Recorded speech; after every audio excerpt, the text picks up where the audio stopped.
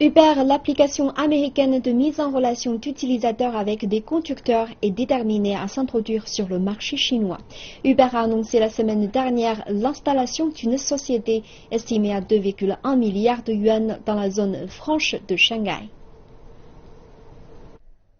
L'entreprise basée à Shanghai sera la première branche d'Uber à être une société indépendante à l'étranger. Uber a expliqué que la Chine est un marché crucial à son commerce mondial et que le fait d'entrer dans la zone franche de Shanghai lui offrira une base locale au sein de son deuxième plus grand marché. Mais l'implantation d'Uber à travers le monde au cours de ces dernières années a rencontré beaucoup d'opposition.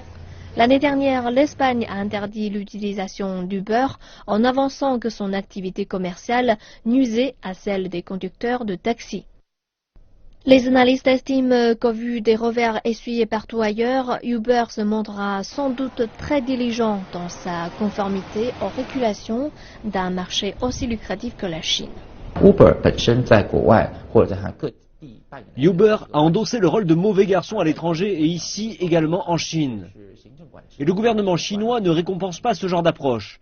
En tant que plateforme en ligne de commande de taxi, Uber doit satisfaire à plusieurs exigences. En premier lieu, l'entreprise doit être enregistrée en Chine. En second lieu, ses serveurs et les activités qui y sont liées doivent être installés en Chine.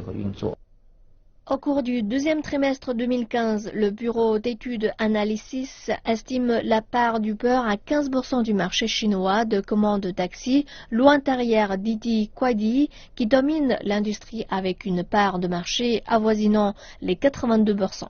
Le professeur Zhao Xiaolei explique que la décision d'Uber d'entrer dans la zone franche de Shanghai indique clairement son ambition de rivaliser avec les autres acteurs du marché.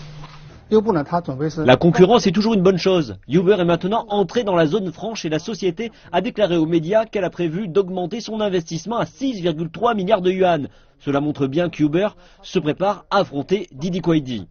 Le projet à long terme consiste pour Uber à faciliter l'obtention d'un permis.